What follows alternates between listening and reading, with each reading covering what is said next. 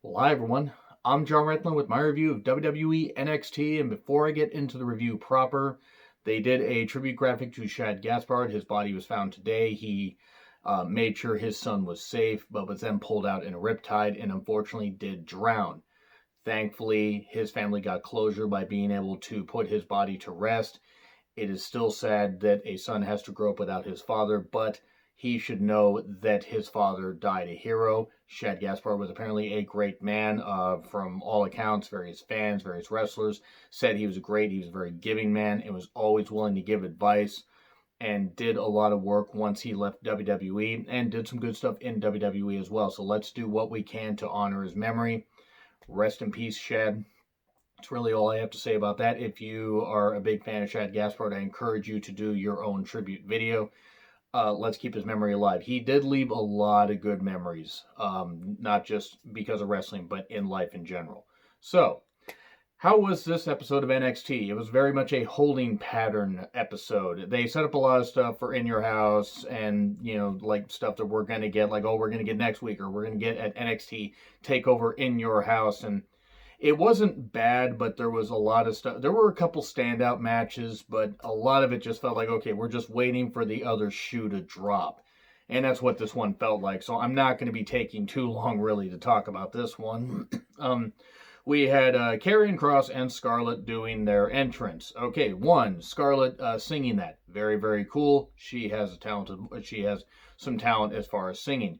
Kross beats up some jobber. He had Liam on his tights. I did not catch his name, but he just destroys this guy. Good stuff. Kross is very, very good. I've seen him twice live at indie shows. The guy is fucking tremendous. Got an incredible look. Him and Scarlett are going to be a dynamite duo. And here's Ciampa. He says, well, all of this is my home. And he cuts a promo on him and everything. Says, well, that killer entrance. Aha, I see what you did there. And goes on this, talks about how, NXT's his home, this kind of stuff, and welcome to the main event. So we're obviously getting that match at TakeOver. It's confirmed later. And then we get Phantasma. I'm just going to say Phantasma because saying the whole name just takes too long. Taking on Tozawa. It's a interim cruiserweight tourney match. And look, the wrestling was good. I have not cared about this cruiserweight tournament at all. I don't even like the Drake Maverick storyline that they're telling because unless they re-sign him, it's just using, somebody that they released to try and get good pub when it really isn't working all that well. That being said, Maverick's sinking his teeth into it, and the matches have been fine. I just haven't cared for the tournament in general. There was a splash on the apron, as we know, the hardest part of the ring. Tozawa got dropped on the ropes. Ow! Got just dropped there. It's like good God, that looked like it hurt. And the Phantom Driver 1, 2, 3. They're both 2-1, but Phantasma holds the tiebreaker, so he ends up as the victor in Group B. But something was fudged up a little bit later. But anyway, we'll get to that. Thatcher says he enjoyed wrenching Riddle's arm and leg, and then name the match, name the time, name the place. Let's have one match where you can only win by knockout or tap out. And then we get Shotzi on a tank. I'm going to be controversial here because I love Shotzi. I did not like this. I did not like this at all. Now, I give her credit for having some fun with it, but that dialogue felt forced. It felt very, very staged, and not even a fun kind of stage. Because, yes, obviously they script people and all this, and this was something they put some money into. And Shotzi is a really good performer and has a unique look and a unique offense and has a cool style about her. I just did not like this at all. Now, I hope that she is featured well in NXT, but this wasn't good. Now, obviously, she's going to start, feuding with either Chelsea Green and or Dakota Kai. Maybe we get Shotzi and Tegan. I have suddenly forgot for a second, against Dakota and Chelsea, and we get a tag match, and then we have those feuds split off. Maybe we can stop hearing about the Robert Stone brand because that's sure as fuck not working. But this was not. Eat my tank was one of the lines here, and just I lost brain cells watching this, and I like Shotzi. I don't like that they made something so stupid for her. This just didn't work for me. Mia Yim versus Santana Garrett. Santana Garrett makes her own gear. Santana Garrett lost within about 2 minutes. And then Gargano and Candice came out to really confirm that I was not enjoying this episode so far, and They were running down Mia and running down Keith Lee, and then Keith Lee suddenly shows up because they acknowledge finally that Keith Lee and Mia Yim are dating or engaged even. I'm not totally sure. I don't pay that much attention to social media. Congratulations regardless. They seem like a happy couple. But I didn't care. I don't care about Candice and Gargano. I don't care. I'm glad that they're turning him heel. They're as interesting as white bread. They're as bland as white bread. They're as bland as Wonder Bread. Wonder Bread tastes pretty damn good. Wonder Bread's better. I'm sorry, Wonder Bread. Not that you would say anything because you're bread. You can't talk. But this was, I don't care. At least it's going to lead to a mixed tag match or something, that takeover in your house. Who knows? Cameron Grimes talks in a really poorly maintained park about beating Finn Balor.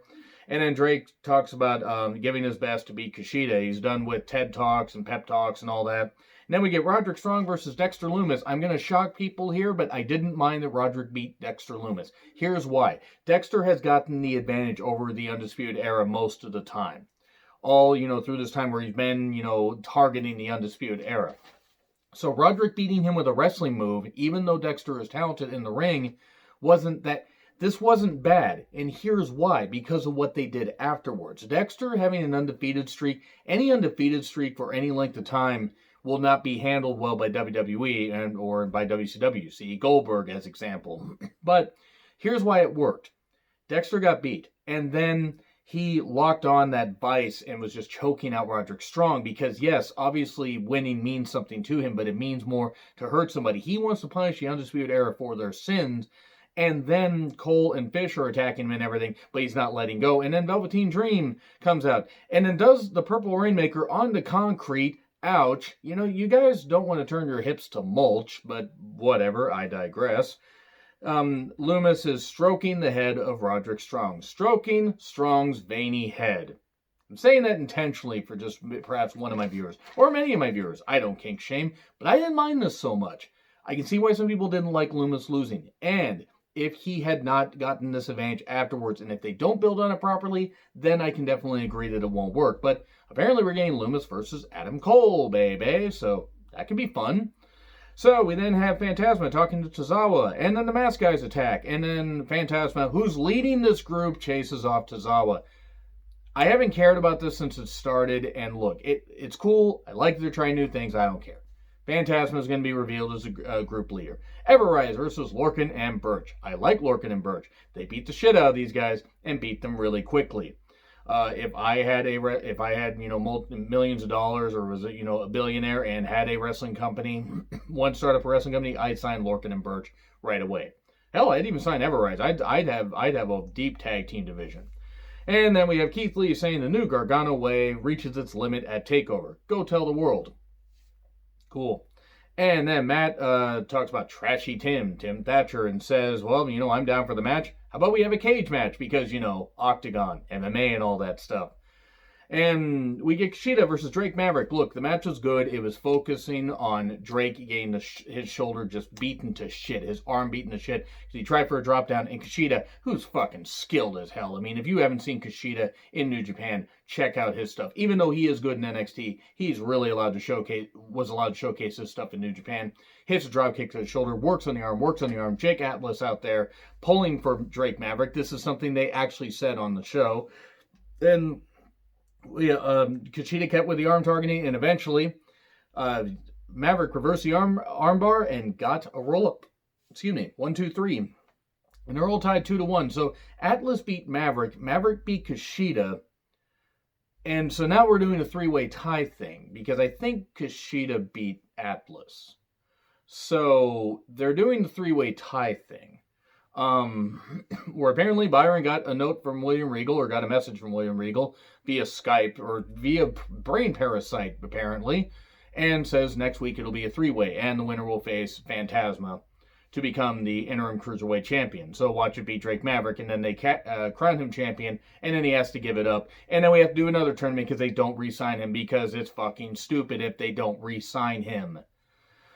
So, Thatcher and Riddle cage fight, and then we get Damian Priest saying that he wants Balor at TakeOver, and that, the name Balor will, fade to ash, and that his name will live forever.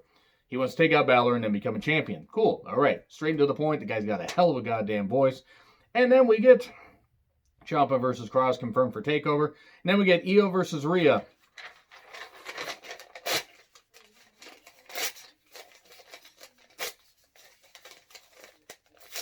Charlotte interfered at the end.